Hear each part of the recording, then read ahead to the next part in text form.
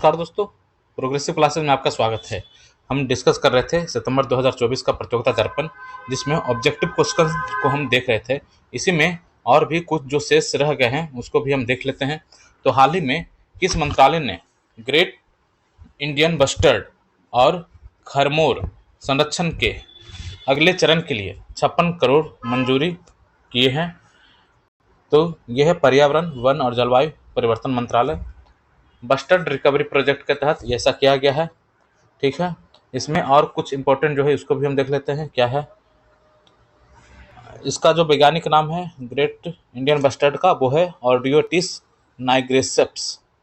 नाइग्रेसेप्स नाम है इसका, IN ऑर्डियोटिस नाइग्रेपस। ठीक है, और यह गंभीर रूप से संकटग्रस्त है। वहीं भारतीय वन्यजीव संरक्षण अधिनियम की अनुसूची 1 में आता है। अनुसूची 1 में ये शामिल है ग्रेट इंडियन बस्टर्ड। अगला देखते हैं, राष्ट्रीय क्वांटम मिशन को केंद्रीय मंत्रिमंडल द्वारा किस अवधि के लिए कुल 6,003.65 करोड़ की लागत से अनुमोदित किया है? तो 2023-24 से 2030-31। तो वैज्ञानिक और औद्योगिक अनुसंधान एवं विकास को बढ़ावा देना, क्वांटम प्रौद्योगिकी में एक नवीन पारिस्थितिकी तंत्र का निर्माण करेगा, और इसके लिए 6,000 करोड़ रुपये लागत को अनुमोदित किया गया है। दिसंबर 2023 में संसद द्वारा पारित 3 आपराधिक कानून जो है इसको लागू हो गया 1 जुलाई 2024 से। इसके बारे में हमने पहले भी डिस्कस कर लिया है। प्रोजेक्ट नेक्सस, जिसका भारत संस्थापक सदस्य है और प्रथम प्रस्तावक देश है, इसमें दक्षिण पूर्व एशियाई राष्ट्रों के संगठन आसियान के कितने और देश शामिल हैं? तो ये टोटल 4 देश और शामिल है। प्रोजेक्ट नेक्सस क्या है? प्रोजेक्ट नेक्सस एक घरेलू त्वरित भुगतान प्रणाली FPS को आपस में जोड़कर तत्काल सीमा पार खुदरा भुगतान को सक्षम करने की एक बहुपक्षीय अंतर्राष्ट्रीय पहल है प्रोजेक्ट नेक्सस। इसमें भारत सहित दक्षिण पूर्व एशियाई राष्ट्रों के संगठन आसियान के 4 देश मलेशिया, फिलीपींस, सिंगापुर और थाईलैंड के FPS को नेक्सस के माध्यम से आपस में जोड़ा जाएगा। गौरतलब है प्रोजेक्ट नेक्सस की संकल्पना बैंक फॉर इंटरनेशनल सेटलमेंट के इनोवेशन हब द्वारा की गई है। अगला देखते हैं, अपसौर की स्थिति देखने को मिली है हाल ही में। कब? 5 जुलाई 2024 को। अपसौर क्या है? यह पृथ्वी की कक्षा में वह बिंदु है जब वह सूर्य से अधिकतम दूरी पर होता है। अपसौर द्वारा पृथ्वी की सूर्य से दूरी लगभग 15.21 मिलियन किलोमीटर होती है। एक होता उपसौर, एक होता अपसौर। तो अपसौर जो होता है सूर्य और पृथ्वी के बीच की अधिकतम दूरी होती है, और ये 5 जुलाई को देखने को मिला। हालिया रिपोर्ट्स के आधार पर पता चला है कि दिल्ली में पिछले 5 वर्षों की तुलना में इस वर्ष डेंगू के अधिक मामले सामने आए हैं। डेंगू जांच के लिए कौन सा टेस्ट प्रयोग किया जाता है? ELISA test. तो डेंगू वायरस मादा एडीज एई के काटने से होता है। डेंगू बुखार का पता लगाने के लिए IgM और IgG एंटीबॉडी टेस्ट और NSI एंटीजन टेस्ट किए जाते हैं। दोनों ही एलिसा किट के जरिए किए जाते हैं, इसलिए इसे एलिसा टेस्ट भी कहते हैं। ठीक है, राष्ट्रपति द्रौपदी मुर्मू ने कितने कीर्ति चक्र और शौर्य चक्र प्रदान किए हैं? तो 10 कीर्ति चक्र और 26 शौर्य चक्र प्रदान किया गया है। अगला देखते हैं, अब देखिए इसमें क्या है। स्वतंत्रता के बाद पहले 3 वीरता पुरस्कार रामवीर चक्र होता है, महावीर चक्र और वीर चक्र भारत सरकार द्वारा 26 जनवरी 1950 को स्थापित किया गया। 1947 से प्रभावी माने गए थे, और 1967 में 3 वीरता पुरस्कार अशोक चक्र की श्रेणी 1, श्रेणी 2 और श्रेणी 3 का नाम बदलकर अशोक चक्र, कीर्ति चक्र और शौर्य चक्र कर दिया गया। पहले ये अशोक चक्र का श्रेणी हुआ करता था, अशोक चक्र, कीर्ति चक्र और शौर्य चक्र। ठीक है, इन पुरस्कारों का वरीयता क्रम परमवीर चक्र के बाद होता है अशोक चक्र, फिर महावीर चक्र, फिर कीर्ति चक्र और वीर चक्र। तो वरीयता क्या है? सबसे ऊपर है परमवीर, फिर है अशोक चक्र, फिर है महावीर चक्र, फिर कीर्ति चक्र है, उसके बाद वीर चक्र, फिर शौर्य चक्र। हाल ही में जनरल उपेंद्र द्विवेदी ने कौन से थल सेना प्रमुख के रूप में कार्यभार संभाला है? तो 31वां थल सेना अध्यक्ष बने हैं कौन? उपेंद्र द्विवेदी। और ये स्थान लिया है मनोज पांडे का। हाल ही में किसे पंजाब और हरियाणा उच्च न्यायालय के मुख्य न्यायाधीश नियुक्त किया गया है? तो न्यायमूर्ति सील नागू को पंजाब और हरियाणा का मुख्य न्यायाधीश नियुक्त किया गया है। हाल ही में नीति आयोग द्वारा जारी सतत विकास लक्ष्य भारत सूचकांक में किसने शीर्ष स्थान प्राप्त किया है? तो केरल और उत्तराखंड 79 के साथ सर्वोच्च स्थान प्राप्त किया है, और बिहार जो है 57 के साथ सबसे निचला स्थान प्राप्त किया है। भारत का पहला अंतर्राष्ट्रीय JNIS कॉन्क्लेव किस राज्य में आयोजित किया गया है? तो यह है केरला में। JNI कॉन्क्लेव केरला में आयोजित किया गया, भारत का पहला अंतर्राष्ट्रीय JNI कॉन्क्लेव। अगला देखते हैं, हाल ही में किस राज्य के पुलिस अधीनस्थ चयन आयोग द्वारा आयोजित परीक्षा में पहली बार 3 ट्रांसजेंडर ने परीक्षा उत्तीर्ण की है? तो बिहार। मधु कश्यप, रोहित झा और बंटी कुमारी तीनों ट्रांसजेंडर हैं। बिहार पुलिस अधीनस्थ सेवा द्वारा आयोजित परीक्षा में SI पद के लिए इन्होंने अर्हता प्राप्त किया, जो बिहार के ट्रांस समुदाय के लिए पहली बार है। गौरतलब है कि पिछले वर्ष किए गए बिहार जाति सर्वेक्षण के अनुसार राज्य में 40,000 ट्रांसजेंडर है टोटल। तो मधु कश्यप, रोहित झा और बंटी कुमार ये तीनों ट्रांसजेंडर इसमें चयनित हुए हैं। अगला देखते हैं, हाल ही में किस भारतीय पूर्व क्रिकेटर को पुरुष क्रिकेट टीम का नया मुख्य कोच नियुक्त किया गया है? तो गौतम गंभीर। अगला देखते हैं, भगवान जगन्नाथ की 147वीं वार्षिक रथ यात्रा महोत्सव इस वर्ष कितने दिनों तक आयोजित की गई? तो ये 2 दिन तक आयोजित किया गया। अगला देखते हैं, हाल ही में राष्ट्रपति द्रौपदी मुर्मू ने अपनी उड़ीसा की 4 दिवसीय यात्रा के दौरान किस ऐतिहासिक महत्व की गुफाओं का दौरा किया? तो उदयगिरी गुफाओं का दौरा किया। उदयगिरी गुफाएं जो है ब्राह्मी लिपि में खुदे हाथी गुम्फा अभिलेख के लिए प्रसिद्ध है। इस शिलालेख में उड़ीसा के प्राचीन नाम कलिंग के महान सम्राट खारवेल द्वारा किए गए विभिन्न सैन्य अभियानों का विवरण है। अंतर्राष्ट्रीय न्यूज, अंतर्राष्ट्रीय का जो करंट अफेयर्स है उसको भी देख लेते हैं। तो हाल ही में जाली लेसेंट रिपोर्ट के अनुसार भारत के किस शहर में हर वर्ष होने वाली मौतों में से लगभग 11.5% यानी 12,000 मौतें केवल वायु प्रदूषण के कारण होती है? तो दिल्ली में जो है 12% मौतें जो होती है वो वायु प्रदूषण के कारण होती है, लगभग 11.5%। इसके अलावा अगला जो है क्वेश्चन, हाल ही में SCO शिखर सम्मेलन के राष्ट्राध्यक्ष परिषद की बैठक कहाँ हुई? तो अस्थाना में हुआ। इसकी भी चर्चा हम पहले कर चुके हैं। अगला देखते हैं, हाल ही में किस देश की नौसेना ने भारत के garden rich ship builders and engineers limited के साथ 800 टन वजनी समुद्री जहाज के लिए एक समझौता पर हस्ताक्षर किया है? तो बांग्लादेश। देखिए, जो SCO का जो क्वेश्चन है, ये जो PD का हम डिस्कशन कर रहे थे सितंबर का, उसमें पहला लेक्चर जो है उसमें ये सारा कुछ डिटेल से किया हुआ है। तो जो लोग भी उस वीडियो को नहीं देखे उनसे निवेदन है कि आप जाकर देख लीजिए। बेलारूस जो है 10वां सदस्य बना है और भारत जो और पाकिस्तान 2017 में SCO में शामिल हुआ था और इसकी बैठक अस्थाना में चल रही है। ठीक है, अगला देखते हैं, तो garden rich ship builders and engineers limited के साथ 800 टन जो वजनी समुद्री जहाज है, ये समझौता पर हस्ताक्षर हुआ किसके साथ? ये बांग्लादेश। हाल ही में यह समझौता रक्षा उपकरणों की खरीद के लिए भारत द्वारा बांग्लादेश को दी गई $500 मिलियन की ऋण सहायता के तहत हस्ताक्षरित होने वाला प्रमुख अनुबंध है। अगला देखते हैं, एक्सियोम मिशन 4 एक्सियोम 4 मिशन, जिसके तहत भारत ने अपने 4 प्रशिक्षित गगनयान अंतरिक्ष यात्रियों में से 2 को इस मिशन के तहत अंतर्राष्ट्रीय अंतरिक्ष स्टेशन के लिए चुना है। किस अंतर्राष्ट्रीय संस्था द्वारा इस मिशन को लॉन्च किया जाएगा? तो नासा और एक निजी अमेरिकी कंपनी है एक्सियोम। तो एक्सियोम और नासा के साथ मिलकर ये मिशन को लॉन्च किया जाएगा। ठीक है, अगला देखते हैं, तो इसमें क्या था, इसरो ने अपने 4 प्रशिक्षित गगनयान यात्रियों में से 2 को इस वर्ष के अंत तक अमेरिका के नासा के साथ मिलकर एक्सियोम के तहत अंतर्राष्ट्रीय स्टेशन के एक मिशन के लिए चुना है। इस मिशन पर केवल एक अंतरिक्ष यात्री ही जाएगा।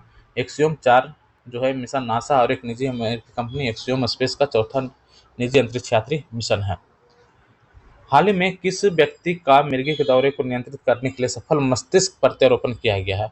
Ouran Knowlson deep brain stimulation device, जो मस्तिष्क में गहरे तक विद्युत संकेत भेजती है, ने नोल्सन के दिन के समय होने वाले दौरे को 80% तक सफलतापूर्वक कम कर दिया है। मिर्गी एक ऐसी स्थिति है जिसके कारण बार बार दौरे पड़ते हैं। यह मस्तिष्क में असामान्य विद्युत गतिविधि के कारण होता है। वर्ष 2022 में लेसेंट रिपोर्ट के अनुसार भारत में प्रति 1000 लोगों में से 3 या 11.9 लोग मिर्गी से पीड़ित है। तो ये बहुत ही अच्छा न्यूज़ है। इसमें क्या है कि डीप ब्रेन स्टिमुलेशन के माध्यम से ओरान नोल्सन जो ब्रिटेन के रहने वाले हैं, उनके जो मिर्गी के जो दौरे पड़ते हैं उसमें 80% तक सफलतापूर्वक उसे कम कर दिया गया। हाल ही में यूनाइटेड किंगडम में कीर स्टारमर ने नए प्रधानमंत्री के रूप में शपथ ग्रहण की। यह किस पार्टी से संबंधित है? तो ये लेबर पार्टी से संबंधित है। 14 वर्ष के वनवास के बाद एक तरह से ये लेबर पार्टी सत्ता में आई है और स्टारमर जो है नए प्रधानमंत्री बने हैं। हाल ही में किस देश ने पहली बार किसी महिला को देश के शीर्ष सैनिक चीफ ऑफ डिफेंस स्टाफ के पद पर नियुक्त किया है? तो कनाडा जो है देश के शीर्ष सैनिक चीफ ऑफ डिफेंस स्टाफ के पद पर नियुक्त किया है कैरिगन को। अगला देखते हैं, हाल ही में प्रसिद्ध उपन्यासकार इस्माइल कादरी का 88 वर्ष की आयु में निधन हो गया। किस देश से संबंधित है? अल्बानिया के से संबंधित है इस्माइल कादरी। अगला देखते हैं, कोटा भारू जो हाल ही में ईस्ट कोस्ट रेल लिंक के लिए चर्चा में था, किस देश में स्थित है? मलेशिया में। कोटा भारू जो ईस्ट कोस्ट रेल लिंक के लिए चर्चा में था, तो पूर्वी तटीय रेल लिंक मलेशिया के उत्तरी पूर्वी तट के निकट केलंतन नदी पर स्थित कोटा भारू को देश के पश्चिमी तट पर रणनीतिक रूप से महत्वपूर्ण मलक्का जलमर्मद पर स्थित पोर्ट केलंग से जोड़ा जाएगा। तो ये कोटा भारू मलेशिया में है। और इस्माइल कादरी कहाँ के प्रसिद्ध उपन्यासकार थे? तो ये है अल्बानिया के। ठीक है, कादर, अल्बानिया। आगामी विश्व शतरंज चैंपियनशिप की मेजबानी किस देश को सौंपी गई? तो ये सिंगापुर शतरंज चैंपियन की मेजबानी करेगा। अगला देखते हैं, 4 जुलाई 2024 को संयुक्त राज्य अमेरिका का कौन सा स्वतंत्रता दिवस मनाया गया है? 4 जुलाई को। तो 4 जुलाई 248वां 248 मनाया गया है। अगला देखते हैं, आगामी कॉन्फ्रेंस ऑफ पार्टीज 29 का आयोजन किस देश में किया जाएगा? तो COP का आयोजन 2024 में बाकू अजरबैजान में किया जाएगा। गौरतलब है COP 28 का आयोजन कहाँ हुआ था? दुबई और UAE में किया गया था। तो अगला क्या होगा? बाकू अजरबैजान में। COP 29 कहाँ होगा? Baku Azerbaijan. ठीक है, अगला देखते हैं, हाल ही में 11 जुलाई 2024 को नाटो की वार्षिक बैठक का आयोजन कहाँ किया गया? तो नाटो की वार्षिक बैठक का आयोजन हुआ है वाशिंगटन DC में। नाटो में 32 देश शामिल है और नवीनतम सदस्य कौन है? स्वीडन, जो 2024 में बना है। तो नाटो का नवीनतम सदस्य है स्वीडन। हाल ही में किस देश ने प्रधानमंत्री मोदी को अपनी देश यात्रा के दौरान सर्वोच्च नागरिक सम्मान द अपोस्टल दिया है? तो ये रशिया ने दिया है, द अपोस्टल। हाल ही में चर्चा में रहा चितवन राष्ट्रीय उद्यान किस देश में स्थित है? तो चितवन राष्ट्रीय उद्यान ये नेपाल में स्थित है। चितवन क्षेत्र में भूस्खलन के बाद त्रिशूली नदी में 2 बस के बह जाने के बाद 7 भारतीय नागरिक सहित 65 लोग लापता हो गए थे।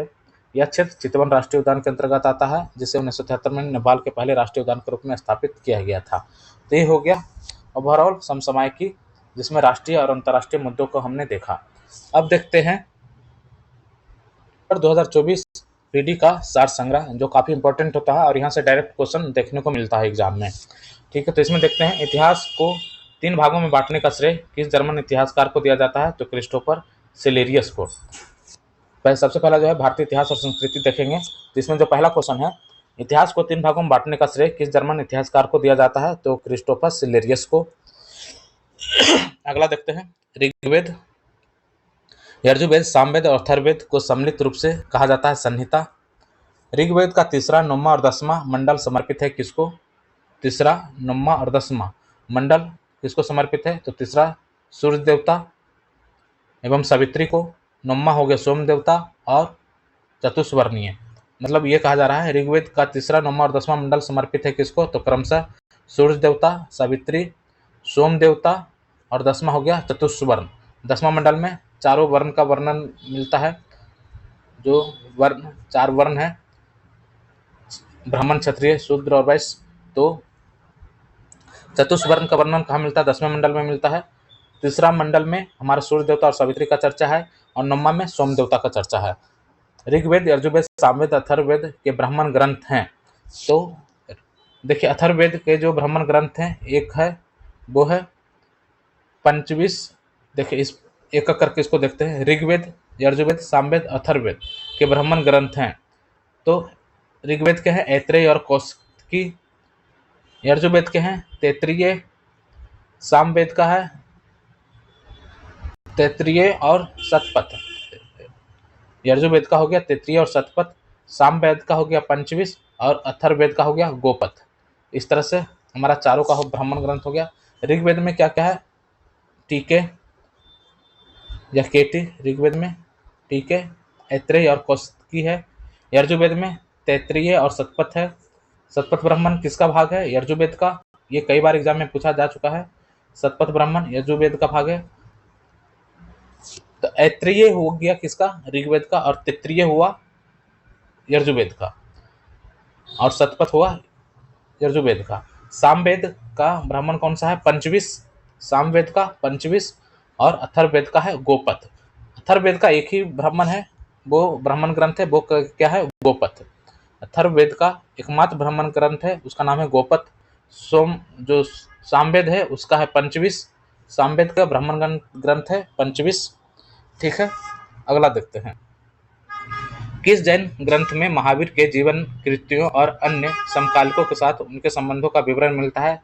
तो भगवती सूत्र में महावीर के जीवन कृत्यों और अन्य समकालिकों के साथ उनके संबंधों का वर्णन मिलता है। पाणिनि द्वारा लिखित संस्कृत भाषा व्याकरण की प्रथम पुस्तक अष्टाध्यायी में किस राजनीतिक व्यवस्था का चर्चा है? वो है मौर्ययुगीन। सेल्कस निकोस्टस का राजदूत था कौन? मेगास्थनीज, जो चंद्रगुप्त मौर्य के दरबार में आया था और इनका पुस्तक लिखी थी। ये सही है, और इसमें मौर्ययुगीन समाज संस्कृति का वर्णन किया हुआ है। अगला देखते हैं, हाथी गुम्फा अभिलेख, जूनागढ़ अभिलेख, ऐहोल अभिलेख और ग्वालियर अभिलेख किन शासकों से संबंधित है? ये मिलान करने के लिए क्वेश्चन कई बार पूछा जा चुका है। तो हाथी गुम्फा अभिलेख किससे है? राजा खालवेद। जूनागढ़ अभिलेख रुद्रदामन, ऐहोल अभिलेख पुलकेशिन द्वितीय और ग्वालियर अभिलेख प्रतिहार राजा नरेश भोज। ठीक है, अगला, सैंधव सभ्यता के प्रमुख हड़प्पा, मोहनजोदड़ो और कालीबंगा में उत्खननकर्ता कौन थे? तो हड़प्पा का दयाराम साहनी 1921, मोहनजोदड़ो राखलदास बनर्जी और कालीबंगा अमलानंद घोष। कालीबंगा की जो उत्खननकर्ता कौन है? अमलानंद घोष। कालीबंगा अमलानंद घोष। प्राचीन भारतीय दर्शन चवार्क, योग, सांख्य, न्याय और इसका जो प्रवर्तक है कौन कौन, तो इसको देख लेते हैं एक बार। तो चवार्क का तो चवार्क ही है, योग का पतंजलि है, सांख्य का कपिल है, न्याय का गौतम है, पूर्व मीमांसा का जैमिनी है, उत्तर मीमांसा का बद्रायन है जो बाद में आया, उत्तरी मीमांसा बद्रायन बाद में आने वाला, और वैशेषिक हो गया कनाड। स्वतंत्रता आंदोलन से संबंध में देख लेते हैं। तो रॉबर्ट क्लाइव ने बंगाल और बिहार के लिए किन दो उपदीवान को नियुक्त किया था? तो मोहम्मद रजा खां बंगाल में और राजा सिताब राय बिहार में। किस गवर्नर जनरल द्वारा कलकत्ता में मुस्लिम शिक्षा के विकास के लिए प्रथम मदरसा स्थापित किया गया? Warren Hastings. ब्रिटिश काल में भू राजस्व संग्रह के तीन प्रमुख व्यवस्थाओं जैसे अस्थायी बंदोबस्त, रैयतवारी, महलवारी का प्रमुख योजनाकार कौन था? तो अस्थायी बंदोबस्त का था जॉन शोर, रैयतवारी का था रीड और टॉमस मुनरो, और महलवारी का था मैकेंजी। जो मैकेंजी है ये महल में जाके सिकंजी पीता था, और ये महलवारी व्यवस्था पंजाब, उत्तर प्रदेश आदि क्षेत्रों में लागू था महलवारी व्यवस्था। ठीक है, तो मैकेंजी महलवारी म है। ठीक है, रैयतवारी रीड और टॉमस मुनरो, इसमें रह रहा है, और अस्थायी बंदोबस्त का जॉन शोर, इसका काफ़ी शोर मचा अस्थायी बंदोबस्त का कॉर्नवालिस के समय में। ठीक है, अगला देखते हैं।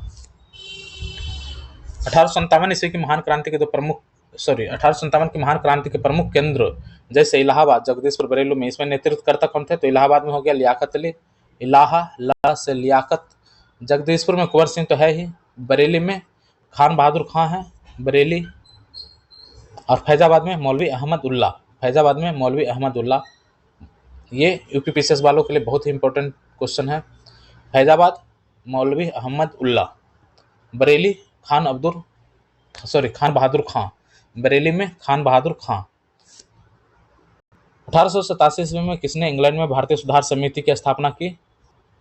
दादा भाई नौरोजी। भारतीय सुधार समिति की स्थापना किसने किया? दादा भाई नौरोजी ने। कब? 1887 ईस्वी में इंग्लैंड में। अगला देखते हैं, प्लेग के समय अंग्रेज अधिकारियों की जातियों से प्रभावित होकर पूना के किन चापेकर बंधुओं ने प्लेग अधिकारी रैंड और सेमर्ट्स की हत्या कर दी? ये दामोदर और बालकृष्ण चापेकर ने। भवानी मंदिर नामक पुस्तक की रचना कौन किया है? वरिंद्र कुमार घोष। बहुत इंपॉर्टेंट है, भवानी मंदिर नामक पुस्तक की रचना किसने किया था? वरिंद्र कुमार घोष ने। अखिल भारतीय किसान सभा का गठन हुआ लखनऊ में 11 अप्रैल 1936 को। मतलब एक किसान यहाँ पर 1936 ईस्वी को गठित हो गए थे लखनऊ में। वर्ष 1939 में कौन महात्मा गांधी द्वारा प्रस्तावित प्रत्याशी पटाभी सितार मैया को हराया था? कौन? सुभाष चंद्र बोस ने। कब? 1939 ईस्वी में। अक्टूबर 1920 में स्थापित all India trade union Congress AITUC के पहले अध्यक्ष कौन थे? तो लाला लाजपत राय। एक्टक के जो पहले अध्यक्ष है लाला लाजपत राय। अगला देखते हैं, भारतीय संविधान और राज्य व्यवस्था। इसमें संविधान सभा की प्रमुख समितियां संचालन समिति, संघीय समिति, प्रांतीय समिति और अल्पसंख्यक उप समिति के अध्यक्ष कौन थे? तो संचालन समिति के थे डॉक्टर राजेंद्र प्रसाद। संचालन का पूरा जिम्मेवारी इनको दिया गया था। संघीय संविधान समिति का तो पंडित जवाहरलाल नेहरू थे ही, प्रांतीय का पटेल जी थे, और अल्पसंख्यक समुदाय के जो अल्पसंख्यक उप समिति के अध्यक्ष थे वो थे HC मुखर्जी। जो थे अल्पसंख्यक उपसमिति के अध्यक्ष थे। अगला देखते हैं, संविधान सभा में महिला सदस्यों की संख्या कितनी थी? तो ये थी 15। संविधान सभा में महिला सदस्यों की संख्या 15 थी। सर्वोच्च न्यायालय द्वारा निर्णय देते हुए किस बात में कहा गया है कि प्रस्तावना संविधान का अंग है, इसलिए विधायिका इसमें संशोधन कर सकती है? तो संशोधन कर सकती है, इसमें कहा गया केशवानंद भारती बनाम केरल राज्यवाद 1973 ईस्वी में, और यहीं से आधारभूत ढांचे का सिद्धांत का जो कंसेप्ट है वो निकलकर सामने आया। ठीक है, प्रस्तावना जो है संविधान का अंग है और इसलिए विधायिका उसमें संशोधन कर सकती है, ये आया था केशवानंद भारती बनाम केरल राज्य 1973 में। भारतीय संविधान में आपातकाल के परिवर्तन के दौरान राष्ट्रपति को मौलिक अधिकार संबंधी शक्तियां किस देश के संविधान से अभिप्रेरित है? तो आपातकाल संबंधी जो प्रावधान है वो जर्मनी से लिया गया है। किस अनुसूची में विभिन्न अनुसूचित क्षेत्रों और अनुसूचित जनजाति के प्रशासन और नियंत्रण के बारे में उल्लेख है? तो अनुसूचित जन क्षेत्रों और अनुसूचित जनजाति के प्रशासन और नियंत्रण के बारे में उल्लेख मिलता है 5वीं अनुसूची में।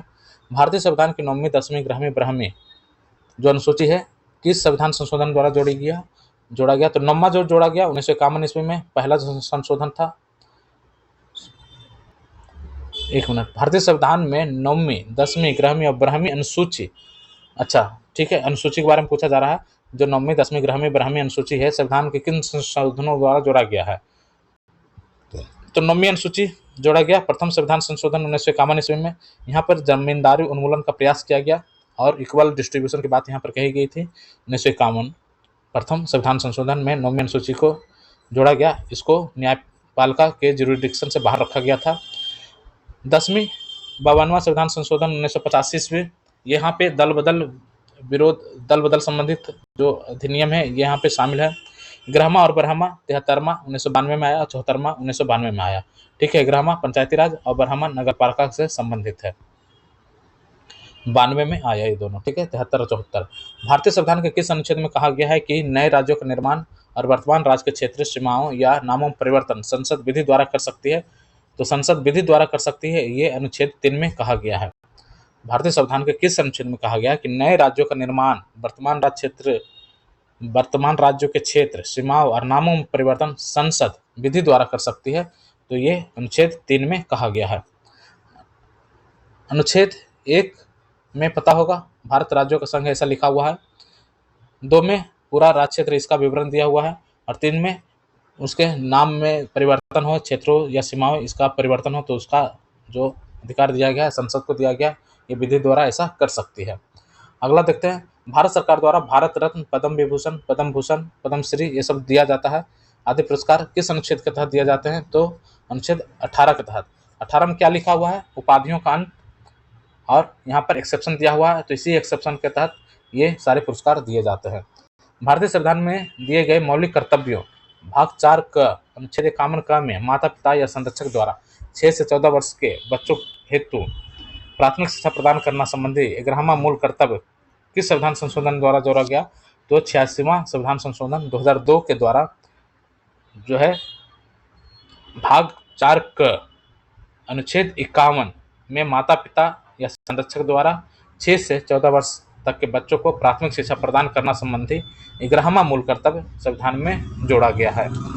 अभी तक हम 10 मूल कर्तव्य पढ़ रहे थे 2002 से पहले, अब 11 मूल कर्तव्य है और 11वां मूल कर्तव्य 51 का भाग क में जोड़ा गया है और ये क्या है कि माता पिता जो है या संरक्षक 6 से 14 वर्ष तक के बच्चों को प्राथमिक शिक्षा प्रदान करेंगे। भारतीय संविधान की 6ठी अनुसूची के प्रावधान किस राज्य में लागू होते हैं? तो AMTM में लागू होता है 6ठा अनुसूची, असम, मेघालय, त्रिपुरा और मिजोरम, AMTM। अब देखते हैं पर्यावरण और जैव विविधता संबंधित जो क्वेश्चन है। जब केंद्र सरकार किसी क्षेत्र को सामुदायिक रिजर्व घोषित करती है तो ऐसे क्षेत्र का शासी अधिकारी कौन होता है? तो राज्य का मुख्य वन्यजीव वार्डन। सामुदायिक रिजर्व घोषित करेगा तो उसका जो शासी प्राधिकारी होगा राज्य का मुख्य वन्यजीव वार्डन होगा। CBD जैव विविधता पर कन्वेंशन के प्रावधानों को लागू करने के लिए किस अधिनियम को पारित किया गया? तो जैव विविधता अधिनियम 2002 को पारित किया गया। जैव विविधता भी समय के तहत पार्टियां नियमित अंतराल पर मिलती है, इन बैठकों को कहा जाता है कोप पार्टीज। अंतर्राष्ट्रीय जैव विविधता दिवस मनाया जाता है 22 मई को, अंतर्राष्ट्रीय जैव विविधता दिवस बहुत ही इंपॉर्टेंट है। Momentum for change climate neutral now पहल किसके द्वारा प्रवर्तित की गई? तो UNFCCC सचिवालय द्वारा momentum for change climate neutral now.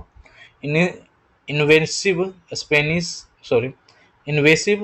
Species specialist group जो ग्लोबल इन्वेसिव स्पीसीज डाटाबेस विकसित करता है किस संगठन से संबंधित है? तो अंतर्राष्ट्रीय प्रकृति संरक्षण संघ, आयुसीएन, आयुसीएन के बारे में बात कर रहा है ये। अगला देखते हैं, सोने की खनन गतिविधियां किस पर्यावरण प्रदूषण का एक कारण बनती है? तो पारा प्रदूषण। सोने की खनन गतिविधियां किस पर्यावरण प्रदूषण का कारण बनती है? पारा प्रदूषण। भारत में केंद्रीय भूजल प्राधिकरण को किस अधिनियम के तहत गठित किया गया? तो पर्यावरण संरक्षण अधिनियम 1986। तो पर्यावरण संरक्षण अधिनियम 1986 के माध्यम से केंद्रीय भूजल प्राधिकरण को गठित किया गया। साइनोबैक्टीरिया डायटम महासागरों की प्राथमिक श्रृंखला में कहलाते हैं प्राथमिक उत्पादक। यह एक तरह का क्या है? शैवाल है। और ऐसे कहें तो डायटम, ये सब सारे एक जीव होते हैं, कीट होते हैं, ठीक है। साइनोबैक्टीरिया और डायटम महासागरों की खास श्रृंखला में हैं, ये प्राथमिक उत्पादक हैं। तांबा परगलन संयंत्र प्रदूषक रूप में किसका उत्सर्जन करते हैं? तो सल्फर डाइऑक्साइड का। तांबा परगलन संयंत्र जो है सल्फर डाइऑक्साइड का उत्सर्जन करते हैं। अब देखते हैं भारत एवं विश्व का भूगोल। सर्वप्रथम भूगोल शब्द का प्रयोग किया था एरिस्टोथेनिस ने। किसने कहा कि भूगोल वह विज्ञान है जिसमें पृथ्वी को स्वतंत्र रूप से ग्रह के रूप में मान्यता देते हुए उसके समस्त लक्षणों, घटनाओं एवं उसके अंतर संबंध का अध्ययन किया जाता है, ये कार्ल लिटर ने कहा। ब्रह्मांड की उत्पत्ति के संबंध में महाविस्फोट सिद्धांत इसका प्रतिपादन किसने किया था? तो लेमेंटियर ने किया था और व्याख्या किया था वेगनर ने। व्याख्या किसने किया था? बोगनर ने, ठीक है। अगला देखते हैं, तारों का ऐसा समूह जो धुंधला सा दिखाई पड़ता है तथा जो तारा निर्माण प्रक्रिया के शुरुआती गैस पुंज है, मंदाकिनी कहलाता है। सूर्य के चारों ओर चक्कर लगाने वाले विभिन्न ग्रह, क्षुद्र ग्रह, धूमकेतु, उल्का एवं अन्य आकाशीय पिंड के समूह को सौरमंडल कहते हैं। पृथ्वी का सबसे निकटतम, सबसे चमकीला और सबसे गर्म ग्रह है शुक्र। सूर्य के बाद पृथ्वी का सबसे निकट का तारा है प्रेक्समा सेंचुरी पीसी, सबसे नजदीक का तारा है। भूमध्य रेखा के उत्तर एवं दक्षिण 66.5 डिग्री अक्षांश को कहा जाता है आर्कटिक वृत्त एवं अंटार्कटिका वृत्त। उत्तर और दक्षिण का 66.5 डिग्री का जो अक्षांश होता है उसको आर्कटिक वृत्त और अंटार्कटिका वृत्त कहा जाता है। पृथ्वी की आंतरिक संरचना के संदर्भ में ऊपरी क्रस्ट एवं निचले क्रस्ट के बीच के सीमा को कहा जाता है कंट्रोल्ड असंबद्धता, CNRGML होता है, CNRGML, ठीक है। तो ऊपरी क्रस्ट और निचले क्रस्ट का जो बीच का सीमा होता है उसको कहा जाता है कंट्रोल्ड। ये ऊपरी क्रस्ट हो गया, ये निचली क्रस्ट हो गया, इसके सीमा कहा जाता है कंट्रोल्ड। अगला देखते हैं, जब मैग्मा किसी लंबवत दरार में जमता है तो इसे कहा जाता है डाइक। मैग्मा जब लंबवत रूप से जम जाएगा तो इसको कहा जाएगा डाइक। अगला देखते हैं, भारतीय अर्थव्यवस्था। 1776 ईस्वी में प्रकाशित एडम स्मिथ की किताब द वेल्थ ऑफ नेशन को किसका उद्गम स्रोत माना जाता है? तो पूंजीवादी अर्थव्यवस्था का। किसी देश की आर्थिक समृद्धि का सर्वाधिक उपयुक्त मापदंड है प्रति व्यक्ति वास्तविक आय। क्रय शक्ति समता विधि का सबसे पहला प्रयोग किया था IMF ने 1993 ईस्वी में। क्रय शक्ति समता PPP का प्रयोग सबसे पहले किसने किया था? IMF ने 1993 में। संयुक्त राष्ट्र द्वारा पहला मानव विकास सूचकांक किस वर्ष जारी किया गया? 1990 में। किसी भी अर्थव्यवस्था में एक वर्ष के दौरान उत्पादित अंतिम वस्तुओं और सेवाओं का मूल्य कहलाता है राष्ट्रीय आय। भारत का कौन सा मंत्रालय राजकोषीय नीति जारी करने के लिए जिम्मेदार है? तो वित्त मंत्रालय जो है राजकोषीय नीति जारी करने के लिए जिम्मेदार है। आय विधि से राष्ट्रीय आय का आकलन करते समय शामिल नहीं किया जाता है, तो अवितरित आय जो है राष्ट्रीय आय में आकलित नहीं किया जाता है। प्रथम पंचवर्षीय योजना किस मॉडल पर आधारित है? तो HD मॉडल पर आधारित है, हेराल्ड डोमार। सामुदायिक विकास कार्यक्रम 1952 ईस्वी में आया था। 1952 ईस्वी में सामुदायिक विकास कार्यक्रम आया था। विश्व में हरित क्रांति का जनक किसे माना जाता है? ई बोरलॉग को। अब देखते हैं समान विज्ञान और तकनीक। ध्वनि तरंग का तरत्व एवं इसकी प्रबलता निर्भर करती है किस पर? आवृत्ति एवं आयाम पर। किसी ध्वनि का तरत्व एवं इसकी प्रबलता किस पर निर्भर करती है? आवृत्ति एवं आयाम पर। आवृत्ति एवं आयाम पर। हालांकि एक माध्यम से जब दूसरे माध्यम में ध्वनि प्रवेश करती है तो क्या परिवर्तित नहीं होता? आवृत्ति जो है परिवर्तित नहीं होता, लेकिन उसका तरत्व जो है, तरत्व और प्रबलता, ये फ्रीक्वेंसी पर डिपेंड करता है, फ्रीक्वेंसी और एम्पलीट्यूड, आयाम पर, ठीक है। तो तरंग का तरत्व और इसकी प्रबलता किस पर निर्भर करता है? आवृत्ति और आयाम पर। यह प्रत्यास्थ तरंगें होती है और संचरण के लिए इन्हें माध्यम की आवश्यकता होती है, अर्थात ये निर्वात में संचरण नहीं कर सकते। माध्यम चाहिए किसको? ध्वनि तरंग के लिए, और ये ध्वनि तरंग जो होती है प्रत्यास्थ तरंग होती है।